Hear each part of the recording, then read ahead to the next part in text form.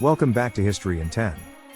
When you think of Christmas, images of decorated trees, sparkling lights, Santa Claus, and joyful family gatherings come to mind. But how did this beloved holiday come to be?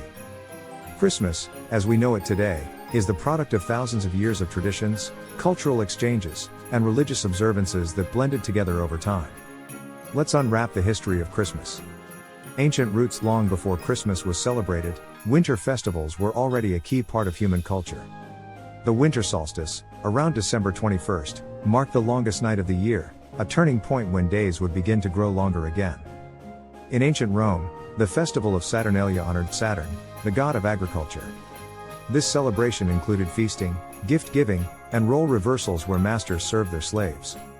Similarly, in Northern Europe, Germanic and Norse peoples celebrated Yule, lighting bonfires and bringing evergreen trees into their homes as symbols of life surviving through the dark winter. These customs would later influence Christmas traditions we still practice today. The celebration of Jesus Christ's birth was not originally part of early Christianity. In fact, the Bible does not give a specific date for his birth. It wasn't until the 4th century that church leaders chose December 25th as the official date of Christmas. Why December 25th? Many historians believe the church deliberately chose this date to align with existing pagan festivals like Saturnalia and Yule. By doing so, Christianity could absorb these popular celebrations and give them new meaning. Thus, Christmas was born, a fusion of Christian belief and older winter traditions. During the Middle Ages, Christmas grew into a major feast day across Europe. The holiday was marked by church services, lavish banquets, and plenty of merrymaking. Lords and peasants alike celebrated with food, drink, and music. It was also during this period that the tradition of nativity plays began, dramatizing the birth of Christ. Caroling, or going door to door singing songs, also became popular. But Christmas in the Middle Ages was not all solemn piety. It was often rowdy and raucous, more like a carnival than the family-focused holiday we know today. Not everyone approved of Christmas celebrations. In the 17th century, the Puritans in England, and later in New England colonies, outlawed Christmas entirely, viewing it as a sinful, pagan-inspired holiday. For several decades, Christmas was forbidden in parts of America. Businesses stayed open on December 25th, and anyone caught celebrating could be fined. It wasn't until the 19th century that Christmas would re-emerge as the holiday we know today. The 19th century was pivotal in shaping modern Christmas. Writers, artists, and cultural figures reinvented the holiday into a warm, family-centered celebration.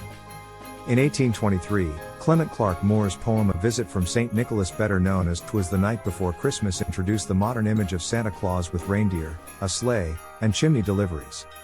In 1843, Charles Dickens published A Christmas Carol, which emphasized goodwill, charity, and family togetherness.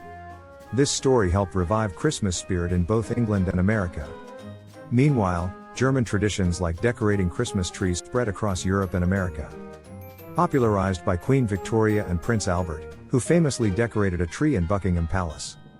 By the late 1800s, Christmas had transformed into a holiday centered around children, family gatherings, decorated trees, and gift-giving. Santa Claus himself is a blend of several traditions. The real-life St. Nicholas, a 4th century bishop from Myra, was known for his generosity and gift-giving. Dutch settlers in America brought the legend of Santa Claus, which evolved into Santa Claus. In the late 19th and early 20th centuries, Santa's image was further shaped by advertising, most famously by Coca-Cola's holiday campaigns in the 1930s, which popularized the jolly, red-suited figure we know today. As industrialization grew, so did consumer culture. Gift-giving became central to the holiday, with stores and brands turning Christmas into a major commercial event. Though Christmas began as a Christian holiday, it has spread worldwide and taken on unique cultural forms. In Mexico, families celebrate Las Posadas, reenacting Mary and Joseph's search for shelter. In Germany, Christmas markets fill town squares with food, crafts, and festive cheer. In the Philippines, celebrations begin as early as September, with lanterns called paroles lighting up the season. In Japan, where only a small percentage of the population is Christian, Christmas is celebrated as a secular holiday, often with a meal of Kentucky Fried Chicken, a quirky but beloved tradition. Today, Christmas is celebrated by billions of people around the world, both religiously and culturally.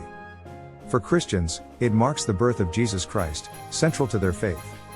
For others, it is a time of family, generosity, and joy. Of course, the holiday has also faced criticism for becoming overly commercialized. Yet at its core, Christmas still carries the spirit of hope, kindness, and togetherness that has defined it for centuries. From ancient solstice festivals to modern shopping experience, the history of Christmas is a story of adaptation, blending cultures and traditions into something new. It is a holiday that reflects humanity's universal need for light in the darkest time of year, for celebration in the cold of winter, and for connection with family and community. Christmas has never been just one thing, it is many things, to many people, across many centuries. And that may be why it continues to endure, evolve, and inspire joy year after year. And that's the history of Christmas, from pagan solstice festivals to Santa Claus and sparkling trees. If you enjoyed this holiday edition of History in 10, don't forget to like, subscribe, and share with someone who loves Christmas as much as you do. Merry Christmas, and thanks for watching.